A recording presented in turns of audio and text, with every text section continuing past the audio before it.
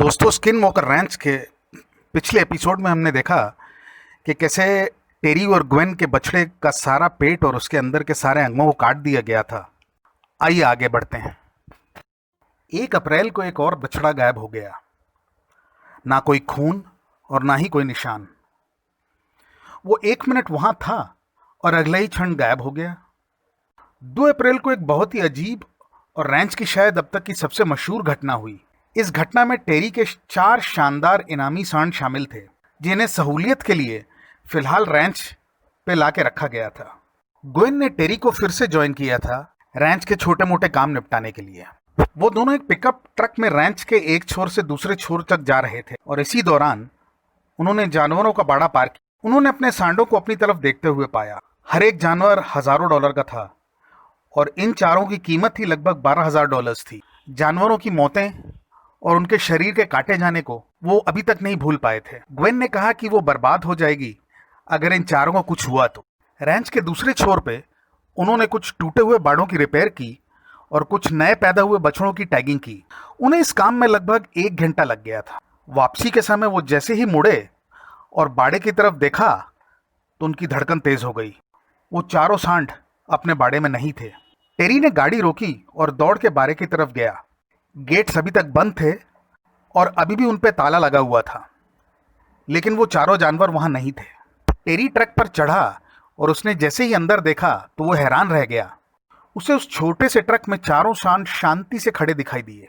ऐसा लग रहा था कि वो किसी तरह के सम्मोहन में हों। वो सब यहाँ पे हैं, टेरी चिल्लाया, और इस आवाज के साथ ही सारे जानवर ऐसे जाग गए जैसे उनका सम्मोहन टूट गया हो। सम्मोहन के टूटते ही जैसे जानवरों को लगा कि वो कहाँ हैं और वो ट्रक की साइड्स में टक्कर और लातें मारने लग गए। अंत में ट्रक के पीछे का दरवाजा खोला गया और चारों जानवर दौड़कर धूप में चले गए। टेरी और ग्वेन को 2 घंटों की मशक्कत करनी पड़ी उन जानवरों को वापस बाड़े में डालने के लिए। जब निड्स की टीम ने ट्रक की जांच की तो वो हैरान रह गए।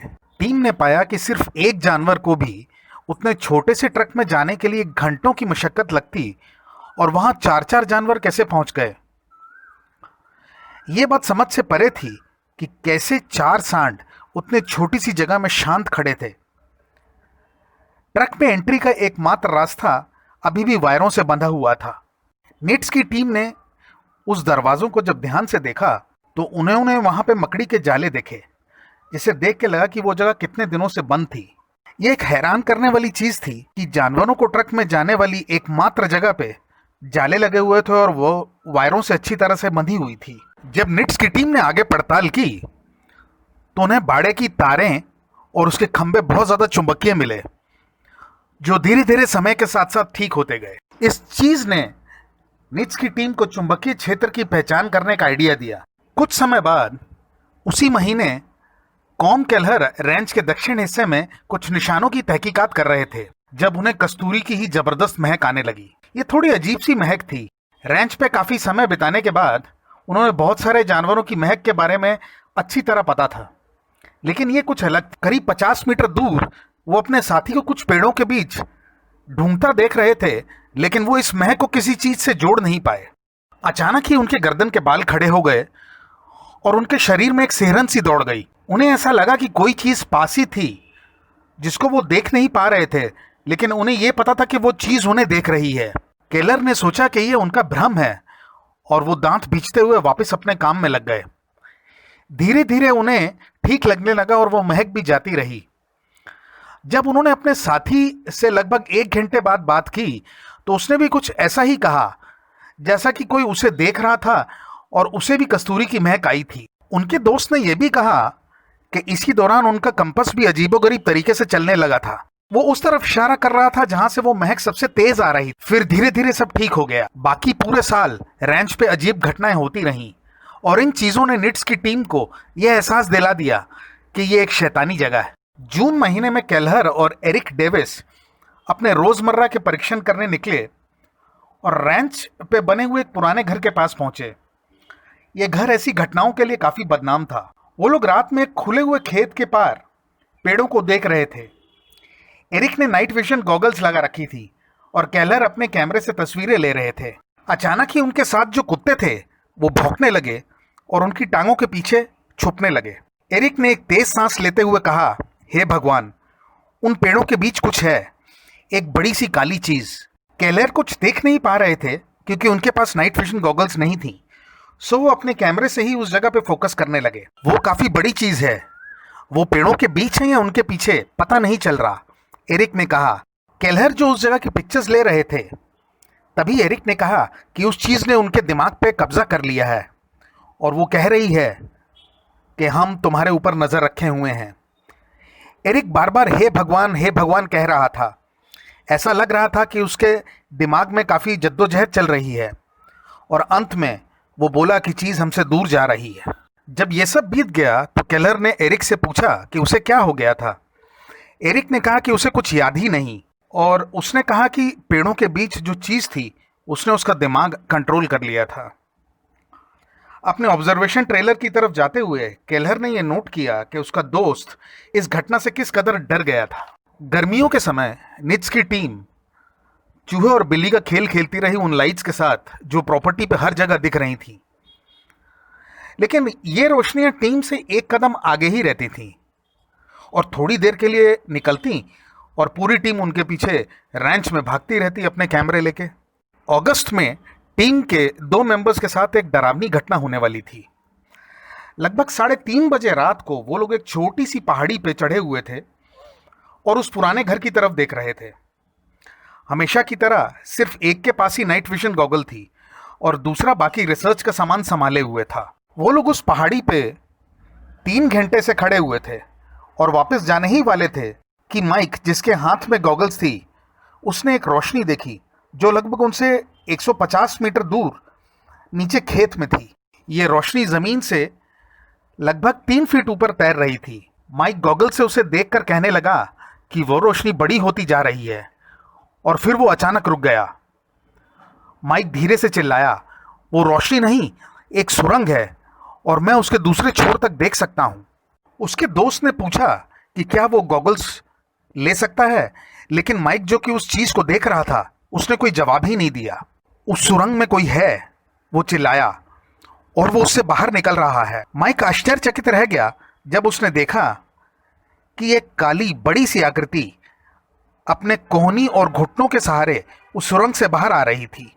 दोनों ने सूखे पत्तों को उसके पैरों के नीचे टूटते हुए सुना था जब वो उनसे सिर्फ 30 मीटर की दूरी से भाग रहा था और उसके बाद अंधेरे में गायब हो गया। इसके तुरंत बाद ही एकदम शांति छा गई और कस्तूरी की तेज महक पूरी जगह पर फैल गई। काफ़ी ऐसी चीज़ों से जो कि भयावह और अजीबोगरीब थीं से निट्स की टीम को 2-4 होना पड़ा जैसे शर्मन परिवार हुआ था। टीम ने भी वही रोशनियां देखी और पेड़ों और खेतों पे मेटालिक यूएफओ को उड़ते हुए देखा। अजीब आकृतियां दिखीं, उन्हें कटे हुए जानवर दिखे, अजीब सी गंध और बहुत सारी आवाज़ें सुनाई दी जो या तो उनके आसपास से आती थीं या ज़मीन के नीचे से। लेकिन 1998 के मध्य आते आते तक ये घटनाएं काफ़ी कम हो गई और काफ़ी सालों तक ऐसा ही रहा, जब तक कि निट्स की टीम 2004 में प्रॉपर्टी को छोड़ के ना चली गई। टीम ये बताने में कभी सफल नहीं हुई कि ये घटनाएं क्यों हो रही थीं या कौन कर रहा था। हालांकि अब ये काफ़ी कम हो चुकी थी। वैसे निट्स की टीम ने ऐसे परिणाम की कल्पना नहीं की थी। वैसे निट्स टीम ने रैंच को छोड़ने के बाद ये कहा कि जो कोई भी चीज़ ये सब कर रही है वो किसी प्रकार की दखलंदाजी या घुसपैठ नहीं चाहती और वो चीज़ अपने ऊपर किसी भी तरह की जांच नहीं चाहती। वो चीज़ हमेशा ही उनसे एक कदम आगे रही और हमेशा ही नियंत्रण में भी रही। उस चीज़ को ये पता था कि टीम उसका इंतज़ार कर रही है और जब भी कुछ होता तो वो उनके कैमरे के व्यू के बाहर होता या बहुत ही छोटी और धुंधली रिकॉर्डिंग हो पाती। घटनाएं हमेशा ही अलग अलग तरीके की होती थी और अगर कभी रिपीट भी होती तो वो बिल्कुल ही अलग जगह पे होती जहां कैमरा नहीं होते थे। जो कोई भी चीज़ इस प्रॉपर्टी पे है वो काफ़ी अक्लमंद और चालाक है, लेकिन उसका मकसद समझ से बाहर है।